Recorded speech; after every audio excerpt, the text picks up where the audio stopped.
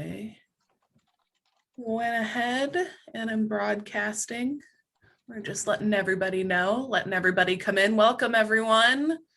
We've got a few minutes before the top of the hour, but thought we would let everyone in and say hello. Yeah. We do a theme of the week at M Stoner on the back channel, and this week's theme is what are you currently reading? So I'm going to ask you, Jason and Lindsay, you guys reading anything good? I don't, this is going to sound terrible. I don't read books. I'm reading a lot online about crypto. Oh, yes. Cryptocurrency. Where should we go? Ethereum is, I'm invested in that. ADA, Cardona, I'm invested in that. Both of those have been nice wins so far. A lot of the altcoins, there's a lot of opportunity there, but think about the utility and what the actual purpose is of the crypto, not just to be a coin like Dogecoin, but is there an actual use like blockchain, which is Ethereum? Consider that. There's your investment advice.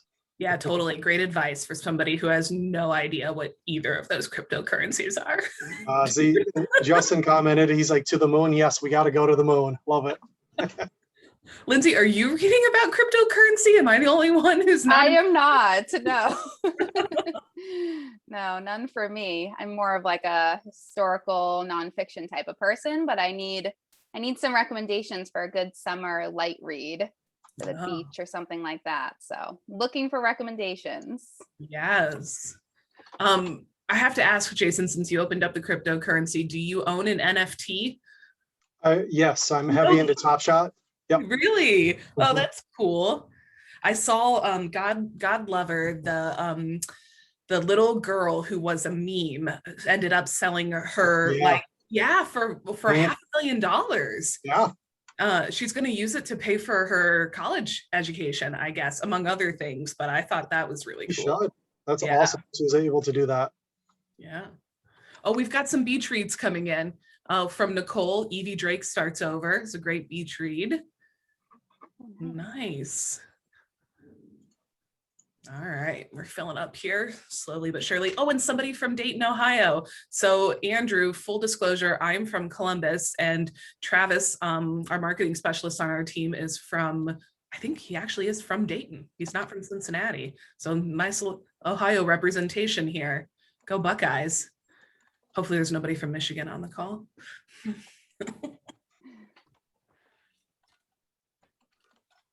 All right, we got a little less than a minute for everybody to come on in. I'm also going to do another full, oh, somebody grew up from Cleveland. That's fantastic. Hey, Steven. I always tell people Ohio's a great place to be from, you know? Have you, either of you, been to Ohio? Any parts of Ohio? I don't believe I have, but I've traveled a lot, so maybe I've done a layover there and I can't remember.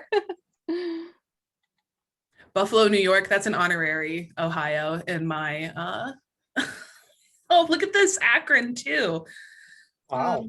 Let's just turn this all over to a webinar about the great state of Ohio. I'm all in. All those Massachusetts folks, I'm in Massachusetts as well. Welcome. Nice. Oh, fantastic. Well, welcome everybody. We're nearing the top of the hour. It looks like some folks are still trickling in, so I'm going to give everybody just a couple more seconds. You are in the right place. This is the Digital Marketing for Higher Ed webinar. If you're from Ohio, you can feel free to share the love in the chat. We've got representation from all over. Wow, we're still sort of climbing. So I'm gonna say, we'll go, oh, somebody from Hawaii. Have either of you ever been to Hawaii? Yes. Yes. Spent my honeymoon there 2 years ago this week. Oh, congratulations, Jason. Thanks. Yeah. Been getting a lot of the Facebook memories of all the things we were doing. Helicopter ride, just the bluest water I've ever seen. Oh my gosh. Definitely had some FOMO looking at that this morning. I'm very much looking forward to traveling again when we can. Yes. All right, so it looks like we've slowed down a bit and we're a little past the hour. We have a ton to cover today. So I'll go ahead and get us started while everybody trickles in. This is the Digital Marketing for Higher Ed Conversion Optimization webinar. Welcome, friends. Let's go over some housekeeping items before we dive in here. So today's webinar is about 50 minutes. We've got an additional 10 minutes reserved for Q&A at the end. We are recording the webinar. That's a question we always get. It will be available for download along with the slide deck, probably by the end of this week. Because you are attending live, you'll get early access to the recording. So just watch your email and I'll send you a note when that content's available. During the webinar, you can ask questions in a few ways. A lot of you have already been using the Zoom control panel for the chat feature. If you're going to do that, just make sure that you have the settings, the chat settings sent to all panelists and attendees so we can see that. There's also a Q&A feature, and that sends questions directly to me. So if you'd like to send that to me, I can queue those up when we go live. You can also tweet questions using the hashtag #HEConversionOptimization, and I hope you'll join us on Twitter while you're listening to us present. Let's see here. We do have some friends from Site Improve, mStoner, and Silvertech working the back channel today. So we can answer those questions. And actually, I got distracted. Sorry, Patrick, you're asking me to turn on the live transcript, and I believe I can do that. So let me just take a minute and do that now. Thank you very much. All right. And then the last thing on the agenda is help us help you by filling out that quick post-webinar survey. Your comments and ratings are greatly appreciated. They influence topic discussions in the future. So we'll be sending out that link at the end of the webinar and also in email. All right. So I'm going to introduce myself. I'm Daniela Norden, Director of Marketing at mStoner. We're a creative agency that builds elegant, creative, and effective solutions to your greatest digital challenges. My role is to amplify our research, success, our results. I drive marketing strategies that increase engagement for our clients and also for higher ed professionals like you all here. I've worked in digital engagement. I got started in social media marketing, done online fundraising and digital marketing. I was a part of the marketing and communications team at Skidmore College in upstate New York, where I am now. So hopefully you all heard all of that, but in case you didn't, I'm going to do a quick audio check. And can you all use the raise your hand feature and let me know I'm coming in loud and clear? Oh, fantastic. Oh, Allie from Kogod is joining us. Hello, Allie. We've got our friends from Southern Nevada. We've got Canadian representation, McGill and Waterloo. All these people coming in. This is great. Welcome, everybody. All right. So I am also pleased to introduce Lindsay. Lindsay leads the digital marketing department at Silvertech, a web development and digital marketing agency. For over a decade, Lindsay has helped her clients create valuable digital experiences using strategic marketing tactics. Prior to joining Silvertech, Lindsay worked exclusively with higher ed institutions, both large and small, all across the country. She enjoys, I almost said you employ building relationships, which is completely different than enjoying building relationships with all of her clients, and ultimately enjoys becoming an extension of their marketing team. So welcome, Lindsay. Thank you for being here today. Thank you for having me. All right, next up is our friend Jason Douglas, a digital marketing sales engineer at Site Improve. Site Improve offers solutions to help businesses across many industries, including higher ed, gain business intelligence and drive revenue growth. With more than a decade of experience in the digital marketing space, Jason helps clients create custom digital strategies to achieve their business goals. He collaborates with sales staff and leads business-focused discussions with clients and prospects around digital marketing and ROI. Welcome, Jason. He's a pro at this TV thing, friends. Ask him about whether or not you should use your password.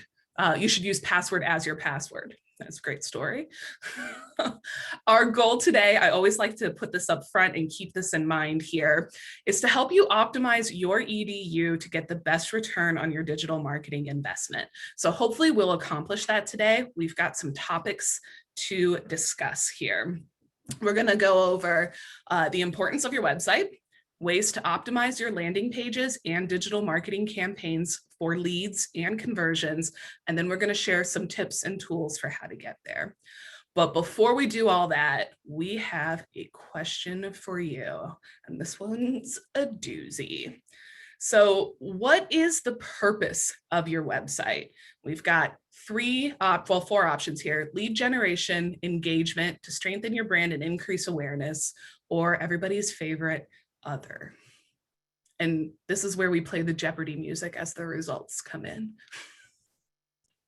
We'll give a few minutes to let this populate. Oh, I thought for sure we were going to see one clear winner, and it looks like these are kind of even across the board.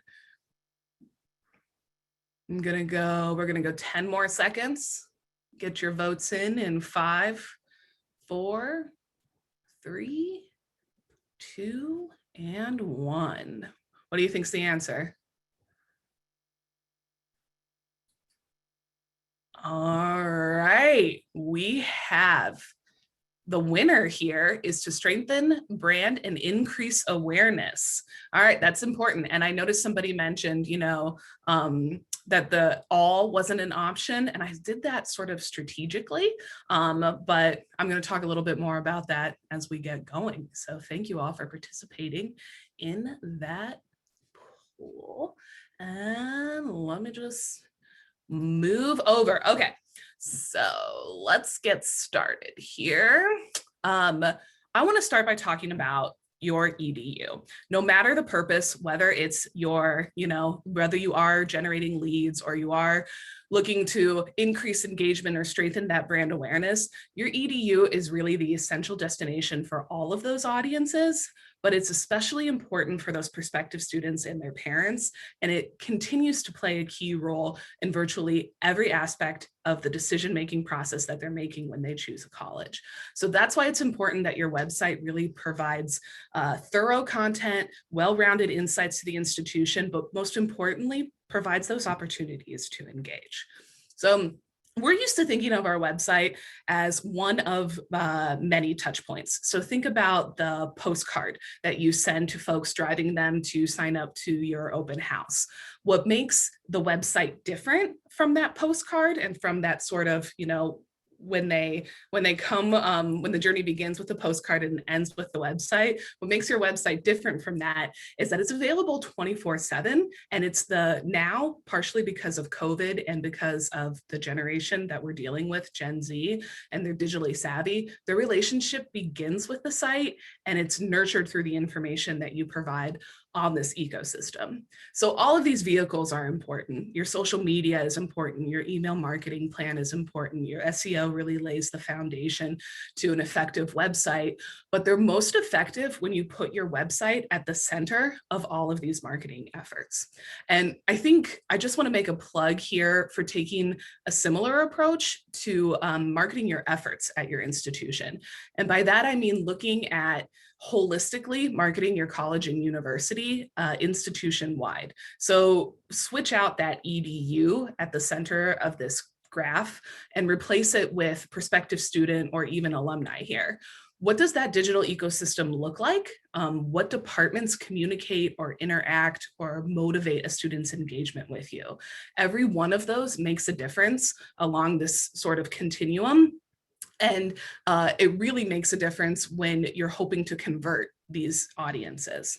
So what can you do to your website to make it the best that it can be, or to sort of rephrase the question from the beginning, what can you do to make it purposeful? The best thing you can do and the biggest thing you can do is invest in your website. And I say there are 3 reasons that you should really be investing in your site. The first is trust and authority. So as an EDU, you already have sort of built-in domain authority, and you have the trust that comes along with being an authoritative and trustworthy site. But we all know that trust is fickle and you can lose it just as quickly as you can gain it. So I like to share 2 tips for how to build trust.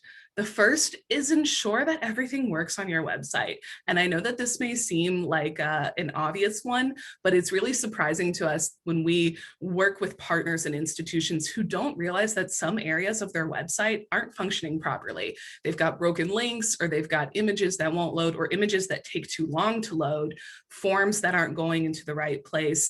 Every one of those interactions and broken links that happen along the way, not only are you missing an opportunity to convert your audience, but you're also making them lose trust in you. So that's one thing you can do, is make sure your website's functioning. The second thing you can do is to create content. And I sort of, it goes beyond just creating content. It's creating good content. It's creating evergreen content. So content that's not tied to a moment in time, content that will live on, and it's SEO friendly content. And by that, I mean, research your keywords, take a look at search volume, ranking, difficulty, implement a strategy that includes those keywords in the right places, like your H1, your page titles, use them as anchor text to move students along the funnel. Implement a robust linking structure that includes internal and external links, and make sure that you're linking to authoritative sources. That will also build some trust and authority into your site. And it also helps students along their journey too. So when you're sharing that honest and audience-centric content, you establish that authority for your institution right off the bat and build that trust with people. The second reason I tell people to make the investment is because it's your website, so it's your rules. So many times we'll see institutions go all in on social media content, and they've got this great dynamic original content, and they've spent all this time sharing it on social media, and the little piece of me dies inside because the lifespan of a good Facebook post is about 5 hours. And on Twitter, it's only 18 minutes. And on Instagram, it's like 21 hours. So there is some room there, but the return on investment isn't worth all the time and resources that you're putting into creating this content for a site that may not be there in 10 years, like MySpace. And you're also beholden to their privacy rules. So we all know Facebook's been in the news for their privacy rules. You're beholden to privacy rules, you're beholden to their branding, and you're beholden to the whim of the market and whether or not Facebook is going to be around forever. So why wouldn't you invest in the one thing that you fully control? It's your website. And then the third reason to make the investment is because your EDU is your top marketing tool. And I know a lot of times that faculty hate that term, marketing, but it's true. It acts as your sales tool, your brand ambassador. It establishes the emotional connection with your prospective students. And the best way to make this website work for you is to put the user first. So your website is for your audience. It's not for you. It's not for your internal departments. And it really is important to make it work for them. And one of the most important goals you can do here is to make that emotional connection so that the people will engage more deeply with your site. Because you have to remember that these people aren't visiting your site at random. The vast majority of users have a purpose. They're seeking specific information, whether it's that prospective student who's looking for that academic major, the top reason they're probably there, whether it's faculty who's looking, to see who else is teaching at the institution, or whether it's parents, who are looking for those ever important job outcomes and career outcomes. You have to strike that balance between what's engaging and what's going to convert them. So a big question we get is, okay, so how do we start? How do we strike that balance? And I've got 4 areas that I like to tell people to focus on, and I'll share some examples after this, but we'll just kind of go over these now. The first is user experience. So part of making your site visitor friendly is ensuring that the content is well organized and that information is easy to find. And the natural place to start here is with navigation, but just because you start there doesn't mean you should stop there. This should be iterative and evolving, just like our student expectations are iterative and evolving every year. So it's really important to do your UX research, focus groups, user testing. Those are all extremely important when it comes to delivering a good user experience. The second area is on-site search. And I know that's something that is not super exciting to talk about, is delivering a good search experience, but it's so important to the visitors on this site. So a good place to start is taking a look at your Google Search Console. and get some keyword ideas. Check your bounce rates in Google Analytics. Are students finding your academic programs? Can they find out how to apply? What resources are you providing that are just 1 or 2 clicks away? Don't make them dig for it on your site. You have 3 to 4 seconds to capture their attention and really move them through the funnel. So don't miss that opportunity. And speaking of bounce rate and analytics, we gotta get analytics in order. There are 2 things that I think are pretty easy to do in your Google Analytics that give you a lot of information. The first is just creating a few lightweight goals around those important actions. So things like measuring your requests for information form submissions, people who signed up for a campus visit, application activities if they viewed the app or started the app. They can answer a lot of questions about what's working on your site and if visitors are finding what they need to. Let's see here. The other low-hanging fruit here is to test marketing page layouts. And I'm going to turn it over to Jason in a little bit to talk about what you should and shouldn't do on your landing pages. But one of the easy things to do is to determine the best place for your call to action. And you can use A/B testing to look at things like placement, but also the right verbiage that you should be using to get people to convert. And then the last thing on the list is visual design. And I know that this is probably the toughest to quantify, but it does go hand in hand with user experience. The biggest tip I can offer here is to take a values-based approach to your brand online. So most colleges tend to focus on translating the features that they offer into benefits that matter for prospective students or alumni, but that really makes meaningful differentiation difficult. And by that, I mean, every institution has a reunion, every institution has, interdisciplinary courses. But what is it about your values and taking that values-based approach that helps you define what makes your institution different and how you communicate them? And I think this is really effective because, like, at our core as human beings, we're driven by those values. So I always think about the Subaru commercials that have the dog family, driving around. Subaru knows that their owners are dog people, and they are establishing that emotional connection with you by putting that dog family in the car and dropping them off to where they need to go. So it's important and it works. And then the other thing I'll say about visual design is that you need to put digital first. So we've seen a lot of institutions who do this view book first approach. They'll take the view book and then try to mirror it on their site. And the problem with that is that a printed view book is an incomplete solution. So fonts that work in print don't work online. Color palettes may not be accessible. Images aren't the right resolution. So really think about and put yourself in that digital first mindset. A great example of this is Interlochen School for the Arts up in Michigan. I know we've got some Michigan fans on there. And this is just an example of establishing that emotional connection with visual design. So on the bottom here, you're seeing their homepage hero image. That's a great dynamic video that sort of resonates with folks and establishes draws you in, establishes that connection up front. But what we did was we also saved space for these student testimonials throughout the site. And these videos show art in action, firsthand accounts of where you can grow and what a student can do at the institution. And I always like to share how we got there. So what you're seeing here may be a little overwhelming, but this is an example of an experience map. And really this gets at the heart of understanding your user and your audience. So this map may map out the experience on the website.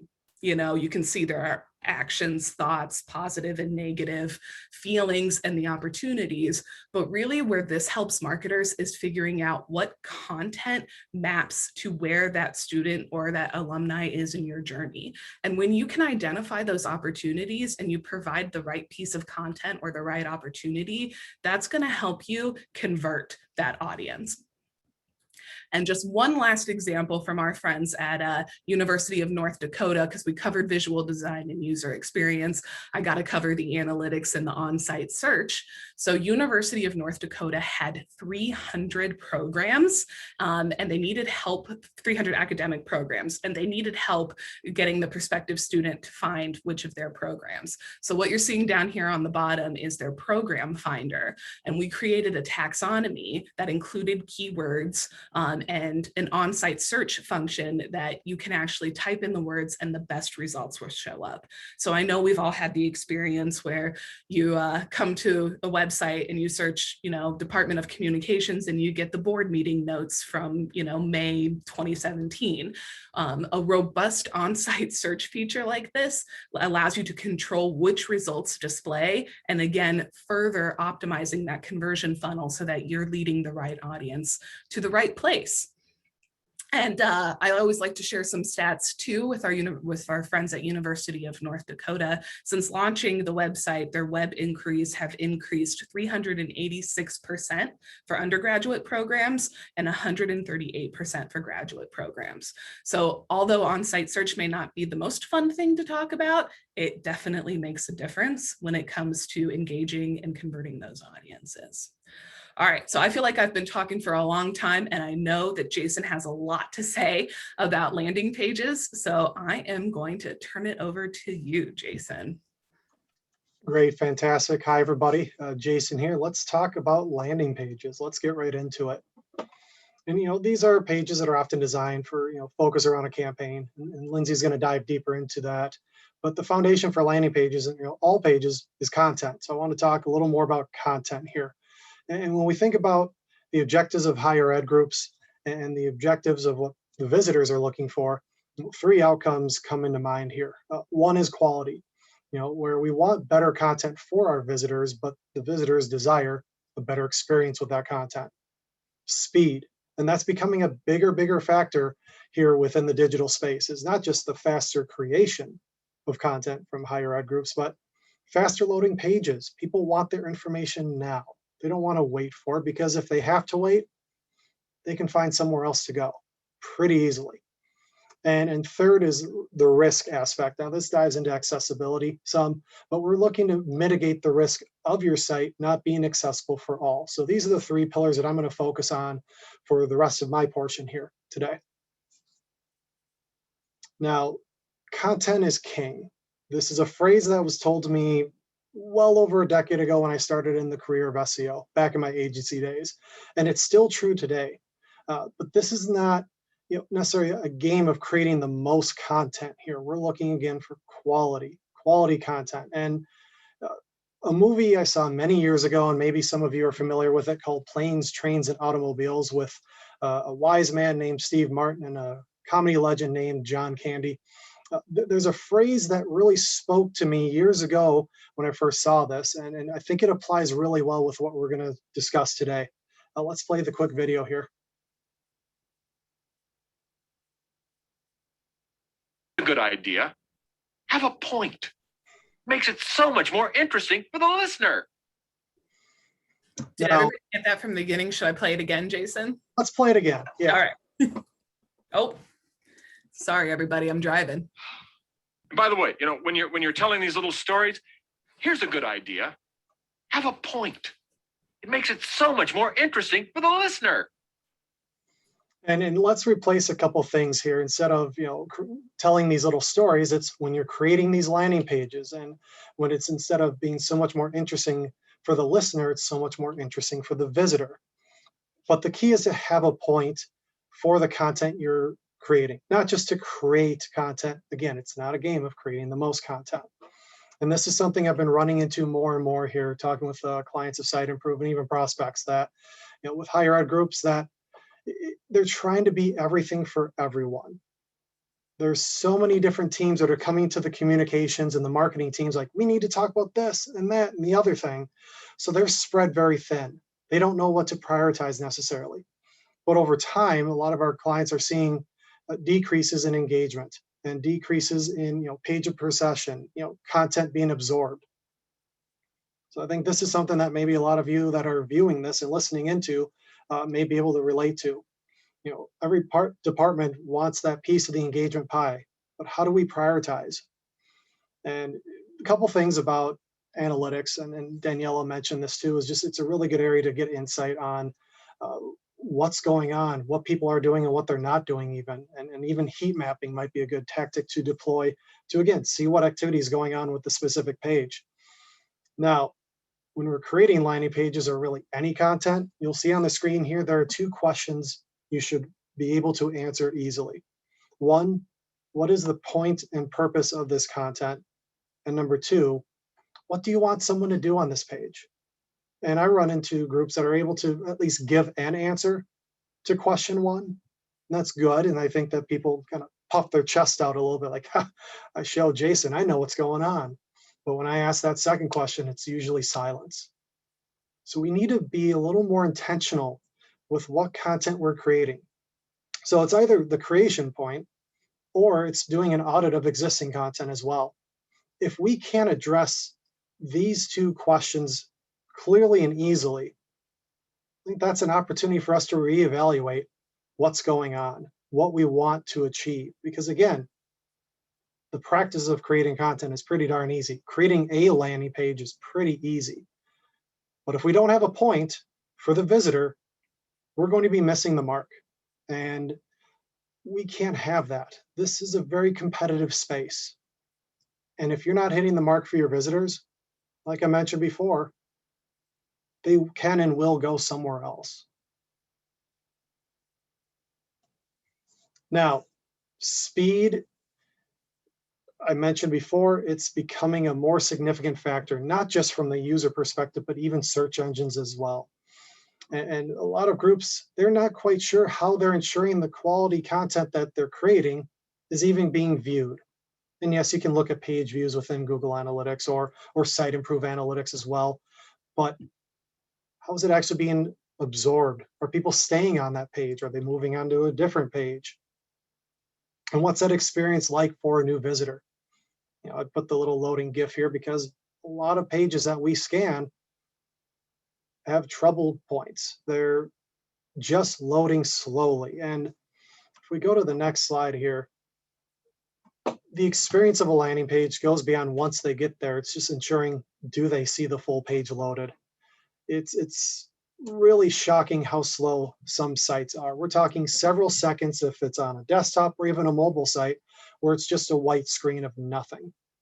And that's not helpful for a visitor. Visitor might wonder, does this site even work? That's not really good for the brand to have that reputation digitally, that they have a site that doesn't work.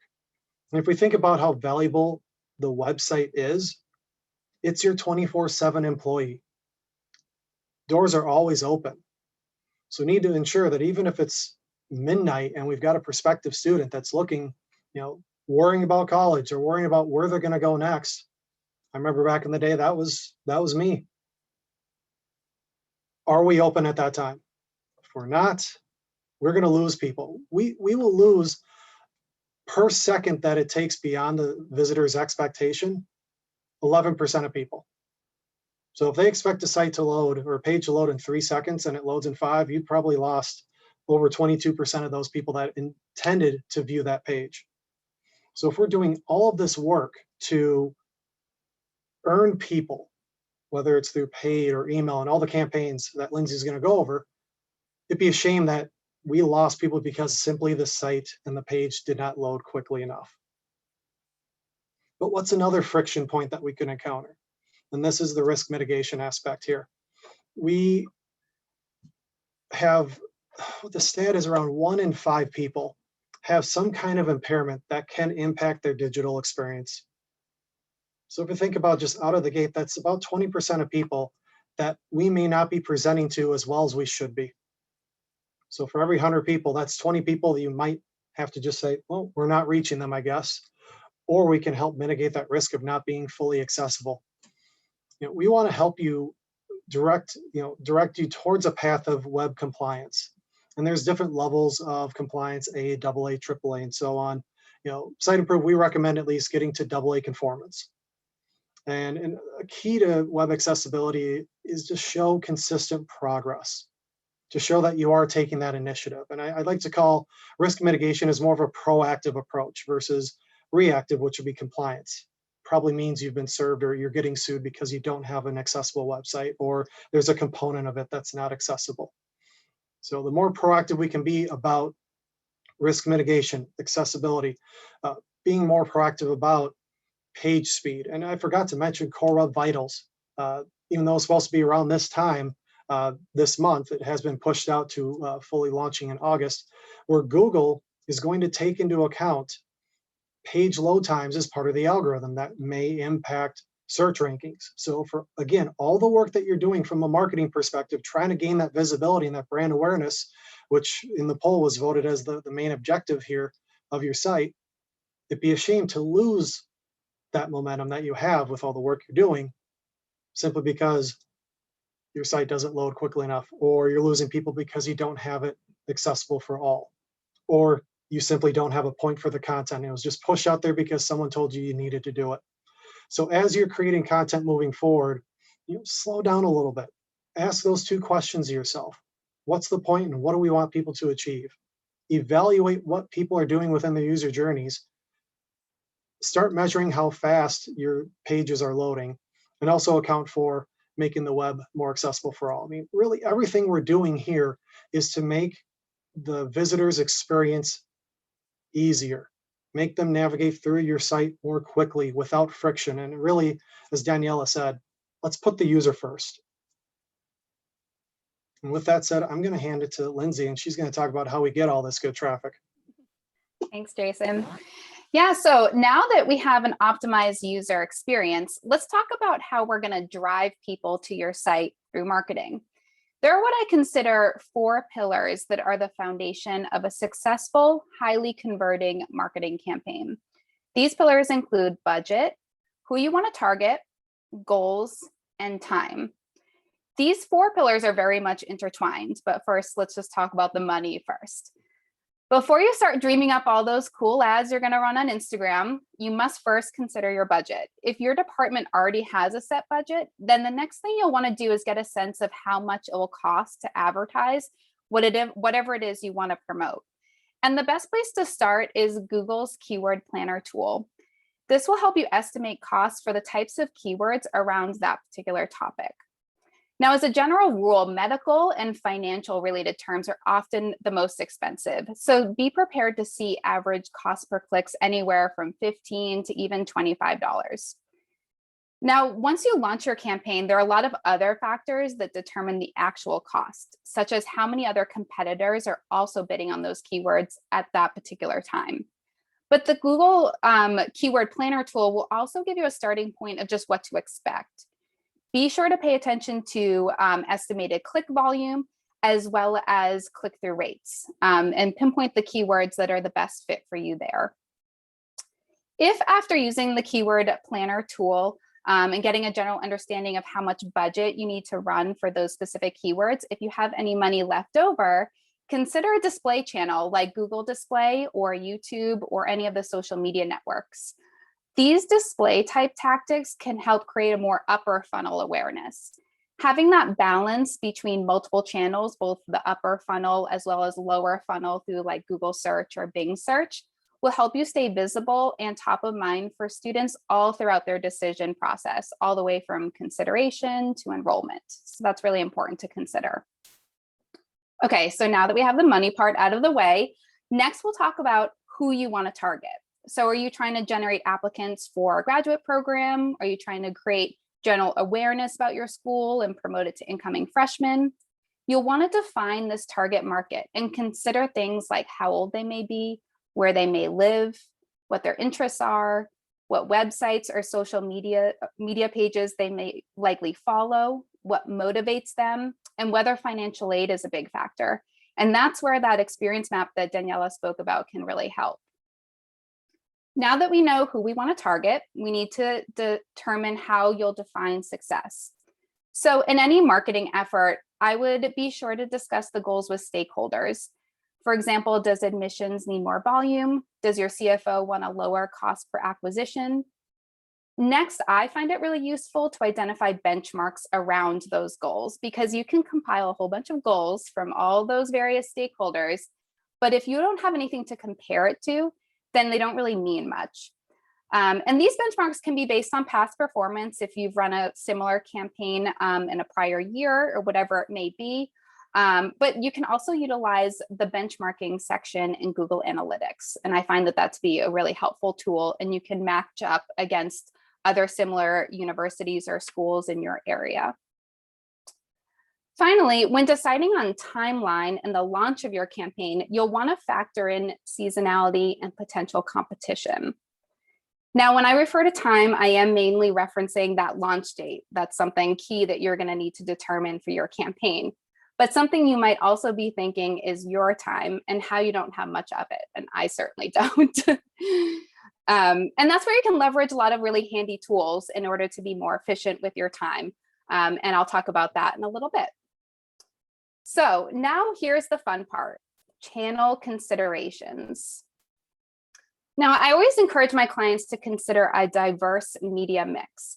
Now, while Google Ads and Facebook can certainly be effective and should most definitely be considered, there are also a lot of other channels out there that can deliver equally strong results at still a low cost. These include channels like digital radio, like Spotify and Pandora, YouTube, Microsoft, which was formerly called Bing Ads. They've now moved over to Microsoft Advertising, and connected TV, like streaming networks like Hulu and Apple TV. And these are just to name a few. So this robust channel mix allows you to reach your target audience where they spend their time online.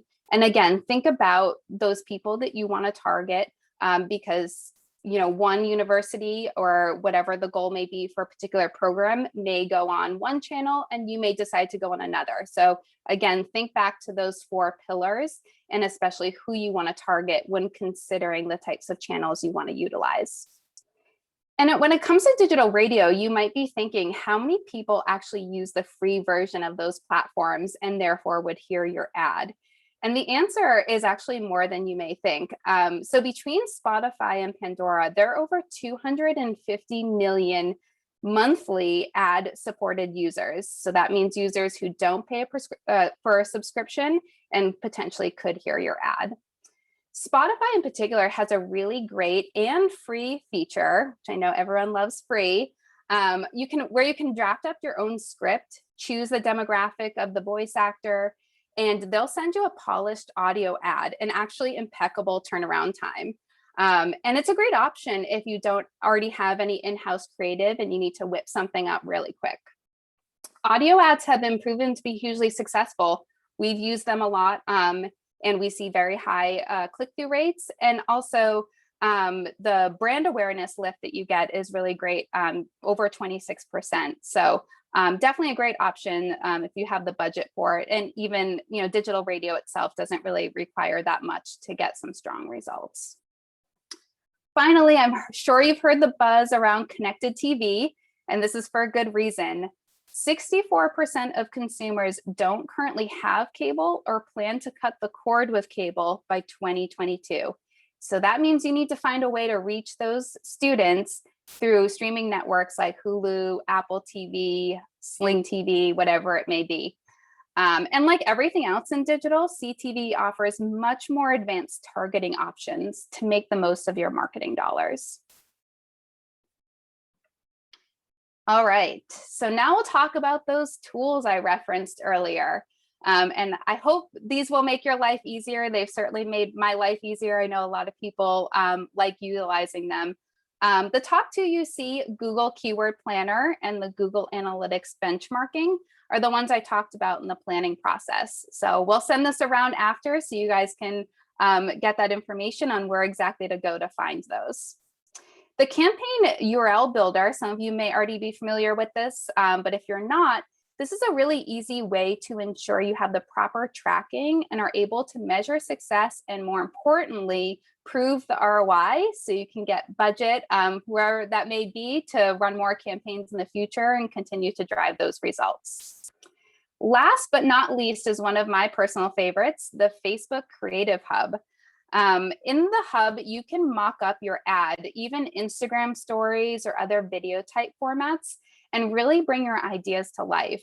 And the great thing is you can share out a private link to your internal team so everyone can kind of see that vision come to life, make changes, make suggestions, and get approval before you even start to launch, build out your campaign. So you're not wasting time building out a campaign, and you can go through that review process beforehand. So these are all free tools, but if you're looking for a more central kind of 360-degree type view, Siteimprove is a really great option for that. And Jason, I'm sure will be happy to provide you guys more info on how to get started there. Absolutely. I was going to say, it's a perfect segue, Jason. How do we get started?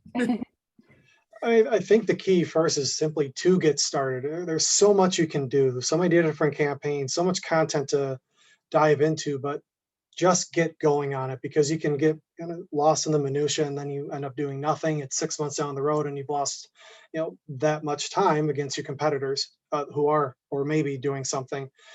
I think a good area to take a look at from a audit perspective is your analytics. Whether it's there's a Google Analytics, which a lot of people have, but Siteimprove also has an analytics platform where we integrate several different things into kind of an easier to use solution. And of course, I'm from Siteimprove. I'm of course going to say that, but having been on both sides, I think that's a good area to look at. But you can't do this all on your own. This is not something that, whether you have a 1 or 2 person team, or even if you have a full team, you need help with this, whether that is from a Siteimprove, from a data acquisition standpoint, or from an agency like Silvertech or M. Stoner. It's good to have that partner that can give industry expertise. They might be working with other higher ed groups, so they have a good pulse on what's going on within the industry. So I think being willing to reach out to groups that can help you is going to be essential for you to get started and you to start getting momentum from a digital sense. Yeah, and I would say, from a digital marketing aspect as well, like I agree with you, Jason. It's just getting started. And sometimes, with a digital marketing campaign, it could just be a small test campaign to start so that you can prove the success. And then, like I mentioned, like get, more budget to do more.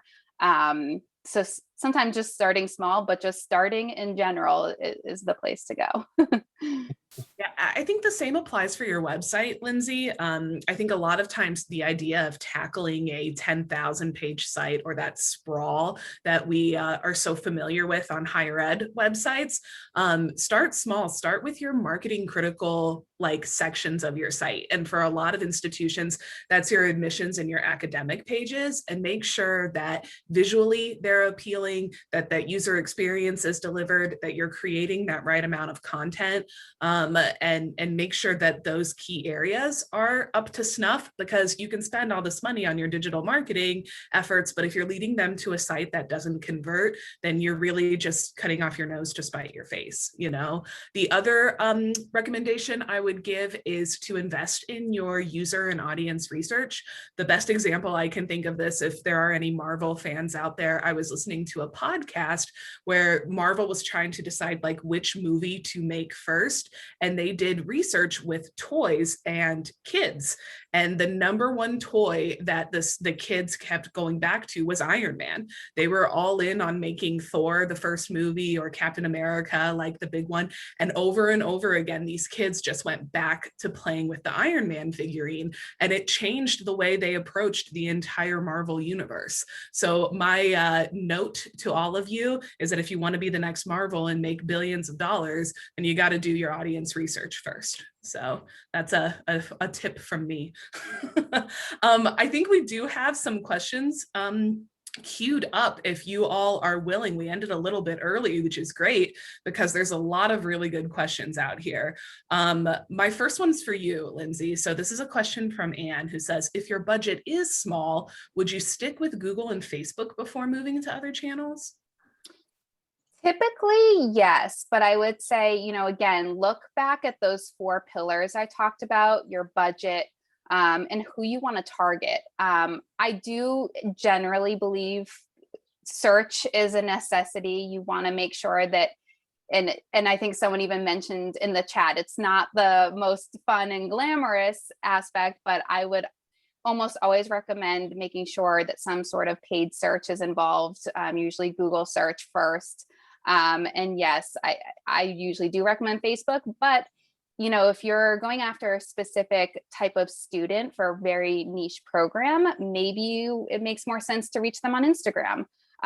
So I would take a hard look at what your goals are and who you want to target in those 4 pillars, and kind of consider the type of people and where they may be living and breathing, and what motivates them, kind of all those different factors.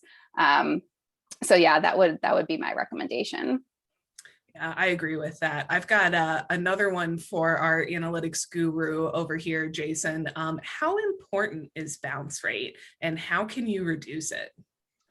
Yeah, good question. It's bounce rates an important data point, but I don't think it's something that should be the one point you look at when you're making a decision on whether something is working or not. Now, with landing pages in particular, it is a little more important because ideally a landing page, you essentially have one option, well, 2. One, do what you want them to do, move on to that next step, or don't. And that's kind of the whole have a point perspective. But when you're making full data driven decisions, you should have other data points you're looking at as well to really guide yourself on if this content is working or not. And whether you have a strategist working on that, an agency, or another partner, I think they'd be able to help guide you towards what metrics, plural, would be important. Yeah, I absolutely agree. I think bounce rate is one of those, it's almost like a misnomer, because a lot of people read it as, oh, they can't find what they're looking for, and so they bounce off. But on the other hand of that, it's if you're well designed, if that information architecture is there, then like they should be able to get to that next point in their journey. But I think your point about the landing page specifically, bounce rate does matter, because that landing page should have a clear call to action and should move them where they need to go. What other metrics do you think are important to look at? Oh, I mean, depending on what journey you have intended for your visitors, pages per session would be key. If you have a 3-step process, you better be getting near 3 pages a visit, because otherwise, if you're not, or if you're getting far too many, I think that's a sign that there's friction, unintended friction there. So that's one. Time on site, you have an expected time that it takes someone to go through this journey as well. If it's far lower than that or far longer than that, then there's some friction going on as well. And really got to minimize the friction here. Let's keep this as seamless as possible. I mean, if you think about the on-site tours that I hope are coming back with the pandemic subsiding some, you want to make sure that in-person experience for those students, for the parents, pretty seamless, pretty frictionless. Same thing goes with your website. Yeah, great point. All right, I've got another one. This one sort of exists for all of us. Should landing pages for paid media campaigns exist within the website's information architecture, or appear to be disconnected from the main website, but within the same domain, like a microsite? Who wants to take this one first? Lindsay, I feel like you're dying to answer this one. Oh gosh. I think maybe many of us go back and forth on it. And I find that it can really depend on the types of visitors. And I think this has evolved a lot over the years. When I was working exclusively in higher ed, I mean, we built out full on microsites for paid media campaigns. And I think it's kind of moved in kind of the other direction a little bit now, where people are utilizing their organic site more, landing pages that do, more clearly link to their main site. And those have been effective as well. I think testing what's going to work for you. You can do A/B testing. Like if you're doing a Google Ads campaign, you can send 50% of the traffic to one or the other. You can do even 25%. You can get a little fancy and do things that way. So I think testing based on, what specific campaign you're running, what's going to work for your specific audience. I don't know if there's a clear cut answer one way or the other. Yeah, I think that's a really good point. And I'll just say it all goes back to your goals too. So I think standing up a one-page landing page might make sense if you have that clear call to action, what that next step is going to be. But I think if you're thinking about your bigger picture, you're missing an opportunity to not let that target audience engage with you further by standing it up outside of your website and outside of that sort of digital marketing ecosystem. So think about what strategy you want in place. If you want to continue to drive sort of engagement and conversion opportunities within the site, then I think it makes sense to make it part of your bigger picture because it gives the audience the bigger picture.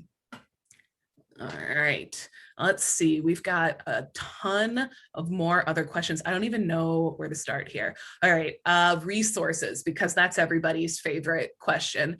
Vanessa asks, with small staffs, how would you choose to allocate these roles? If freelancing is out of the option, same question, how would you allocate those funds to a third party versus an in-house team member? Yeah, I don't know who wants to start with all of these. You want me to go? I guess I have an opinion. I don't know, Jason, you look like you want to say something. I'll follow your lead. Okay. I think, resources are a challenge, especially now, I think, with the COVID pandemic and sort of the new world order that we're living in here.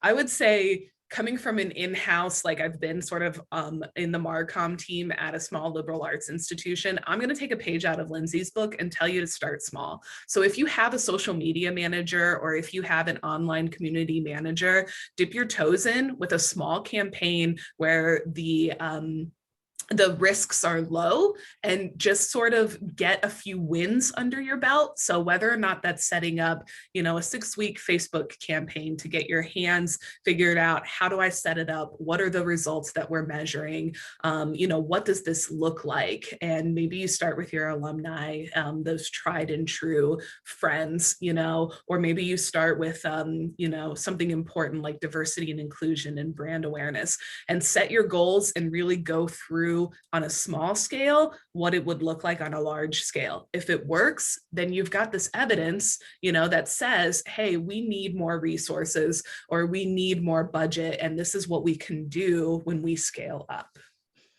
What do you think, Lindsay?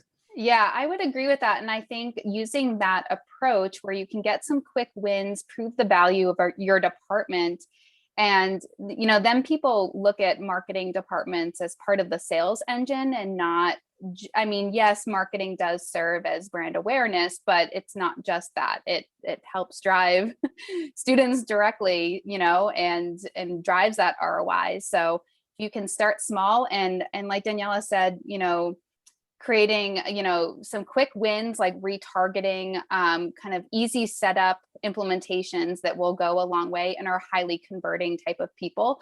That's kind of where, I would recommend starting as well. Awesome. All right. Now here's a thought sort of provoking question. What's the opinion or the trend in personalization as an effective tool? Have you all done personalization, or are you utilizing it in some of your campaigns? Yeah, we are. And we get this question a lot. It's something pretty much every industry is talking about. The implementation of it can be, depending on how your site is built, can be, challenging or not. I think that's the biggest barrier that a lot of people face. They want to do it. They want to test it out. And we often do see, higher engagement, like we've been talking about, and, people having that better experience and then coming back. That's often what we see is more returning visitors. And just higher conversion rates on your site. But the implementation, I think, sometimes can be a barrier for people. But I would say, don't be afraid. It is possible. Many sites have that capability, and there's a lot of tools out there that allow for it. So I think it's definitely worth exploring if that's, something you want to test out. All right, let's see here. Not of other good. I feel bad, Jason, because I'm giving you all of the analytics questions, but He's certified and he knows Cite Improve really well, but here's another one.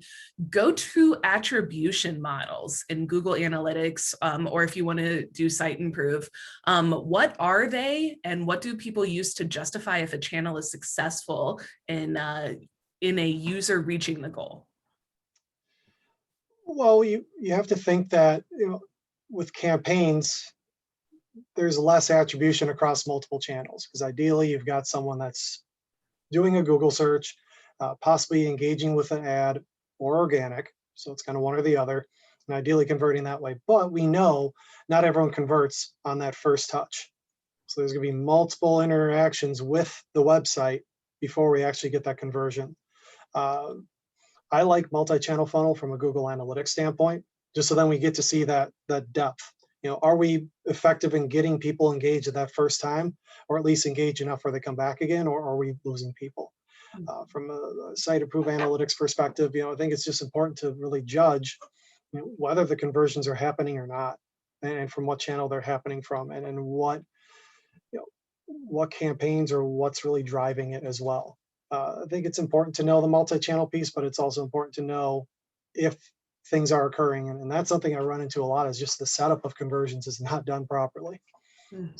I would challenge everyone here to do a double check on the execution and implementation of conversion tracking. It's so important and it's so true. Yes.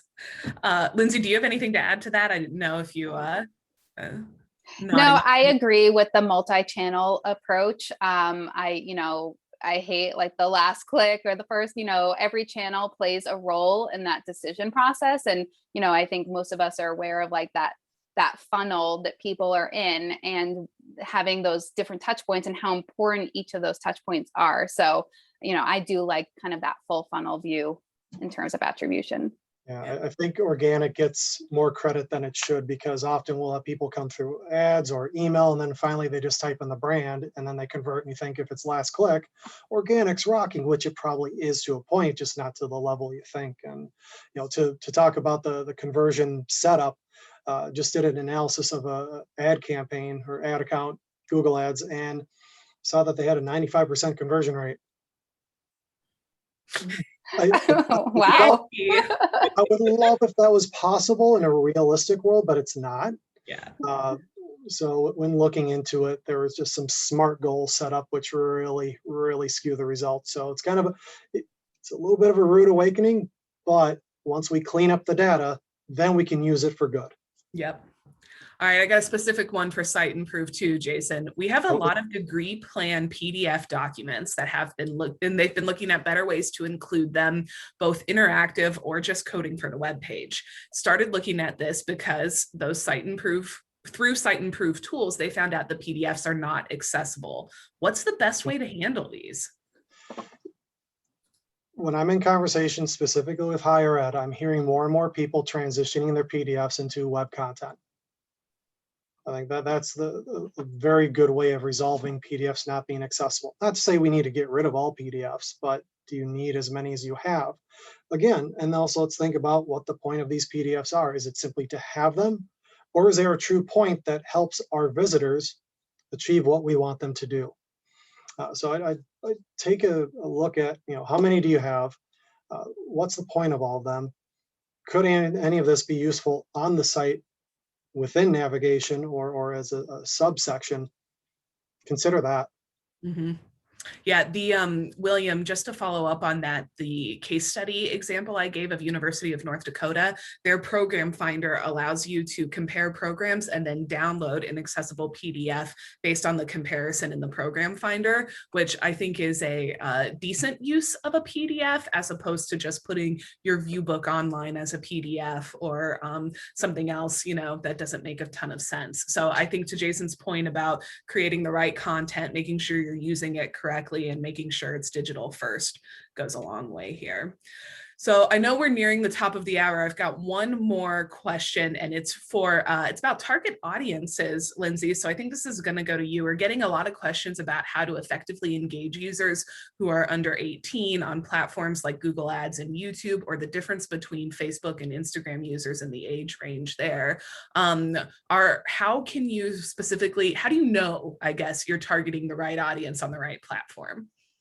Yeah, that's a great question. I mean, one place we start when we're launching any campaign with any of the clients we work with, we do a lot of discovery. We try to rely on their expertise of what they know. So if you're launching a campaign for one of your undergraduate programs, or if it's, whatever it may be, I would do as much discovery as possible with any of the stakeholders in that department, any of areas expertise they can provide in terms of successful students, their background, current students in the program, if they have lists that you could leverage and then create like lookalike audiences. So that's the first place that I start. And then, a lot of, in terms of determining the channel from that discovery, a lot of it is kind of based on what me and my team know about the channels. And there's a lot of great articles out there. Facebook, for example, yes, most people are on Facebook, but who engages more? We actually like, if it's a, 55 plus type demographic, those people are very engaged on Facebook. The younger demographic, not so much. Yes, they are there, but they're much more engaged and are more likely to, your ads more likely to resonate with them on Instagram or the TikToks or any of those new hipper channels out there. So we take a combination of like what we know about, okay, who we want to target and that information, and then what we kind of know about the overall reach on channels, as well as the level of engagement you're going to get from those people. Awesome. Thank you. And thanks everybody who's been holding on the line. I know we're a little bit over, so I'll just make sure that we get this into the recording because we've got a lot of really great resources as a result of this webinar. The first is to sign up for early access to mStoner's The State of Digital Marketing in Higher Ed white paper. We surveyed more than 100 institutions to find out how they strategically use digital marketing services to reach their constituencies. You don't want to miss it. It's coming out this summer. The next is to Run, Don't Walk to download these 2 ebooks. The first is from Cite Improve, and it provides higher ed marketers a deeper understanding of SEO best practices, the strategies they can use to develop an effective SEO and search program that really enables your school, your program, and your campus experience to stand out in this super competitive market, as we learned from this webinar. The second ebook is from Silvertech, and this is a great one. It shows you how to find out how to slowly build your way towards strategies such as personalization, artificial intelligence, marketing automation, and more. There are major customer experience improvements you can make that really don't have to be a heavy lift and aren't expensive. And then a plug for all of us here. We would all love to partner with you. mStoner would love to explore partnership opportunities if you want to audit your site for content effectiveness, if you want help building that custom experience map, or even just bounce ideas around, you can get in touch with us. And the same goes for our friends at Silvertech and Cite Improve. Cite Improve offers solutions to help businesses across many industries, including higher ed, gain business intelligence and drive revenue growth. And Silvertech's a digital marketing and technology company redefining how businesses engage with their customers with services such as digital consultation, strategy, website design, development, content management implementation, custom app development, and full service digital marketing. Not only will you get the chance to work with Lindsay, but Silvertech provides an unexpectedly enjoyable experience to solving even the most complex business problems. And then last but not least, a reminder to fill out our post-webinar survey. It takes less than 3 minutes. Lindsay and Jason and I will all appreciate your feedback. So thank you all very much for joining us today, for hanging on the line a little bit extra, for asking some really great questions, and we will see you again on the next one. And special thanks, Jason and Lindsay, for joining me today. I appreciate it. Thank Take you. care, everyone. Bye.